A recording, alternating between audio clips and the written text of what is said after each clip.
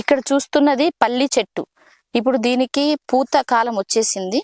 So పువ్వు దశ వచ్చిన తర్వాత చూడండి, పువ్వు దశ వచ్చింది. వీటికి ఇలా పువ్వు వచ్చేటప్పుడే వీటికి ఊడలు లేక ఇలా పూత దశ వచ్చేసింది అన్నట్టు.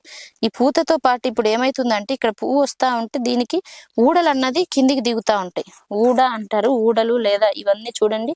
ఇదంతా మనకి ఇక్కడ వరకు మట్టి ఉంటే ఇవన్నీ కాయలు అవుతాయండి. దీనికి ఎంత వరకు మనం మట్టి పోస్తే అంతవరకు అన్ని కాయలు అవుతాయి. మేము నల్ల భూమిలో చేసినప్పుడు అట్లనే చేసాం. చూడండి ఈ విధంగా ఇది కూడా ఇక్కడ వచ్చింది. ఇది ఇప్పుడు ఈ మట్టిలోకి దిగింది. ఇది కాయగా అవుతుంది, పిందెగా అవుతుంది, పిందయ్యి కాయ అవుతుంది. ఇవన్నీ కూడా కాయలు అవుతాయి. ఇవన్నీ దీనికి ఏరియల్ గా తీగ వేరుశెనగ కూడా ఉంటదండి. మనకు వేరుశెనగలో ఈ వేరుశెనగ కూడా చూడండి ఇక్కడ వరకు ఇక్కడ కూడా ఊడలు వస్తున్నాయి.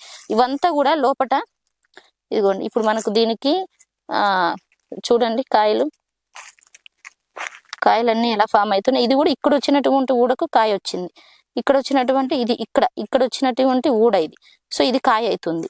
ఈ విధంగా ఇవన్నీ కూడా కాయలు అవుతాయి. ఇవి ఉన్నాయి కదా, ఇవన్నీ కూడా కాయలు కావాలి అంటే మనం ఏం చేయాలంటే వేరుశెనగలో మెయిన్ గా ఇట్లా బోదిలాగా చేసుకోవాలి. కలుపు తీసేసిన తర్వాత ఈ స్టేజ్ లో మనం బోదిలాగా మట్టిని ఎంతవరకు ఇక్కడ వరకు వేసుకుంటే ఇవన్నీ కాయలు అవుతాయి. మనకు ఇవన్నీ వేస్ట్ పోకుండా కాయలు అవుతాయి అన్నట్టు. లేదంటే ఈ ఎయిట్లోనే ఇలా ఉంటే ఇంకా కాయ రాదు.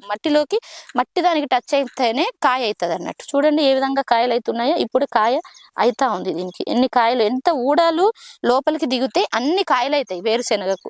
కాబట్టి మనం ఏం చేసుకుంటాము అంటే ఇలా అన్నిటికీ బెడ్డింగ్ చేసుకోలేం. కాబట్టి ఏం చేస్తాము, చాలా మంది ఈ స్టేజ్ లోనే, ఇది కరెక్ట్ స్టేజ్, ఇలా డ్రమ్ములతో దీన్ని ఇలా అనుకుంటా పోతే ఇలా వంచేస్తే ఇది మట్టికి టచ్ అయ్యి, ఇలా వంచేసినప్పుడు ఏమైతుంది, ఈ ఆకులన్నీ కూడా ఇలా మట్టికి టచ్ అయ్యి ఇవే మట్టిలోకి పోతాయి అన్నట్టు. అప్పుడు అవన్నీ కూడా కాయలు అవుతాయి. ఇదే ఒక ఈజీ పద్ధతి.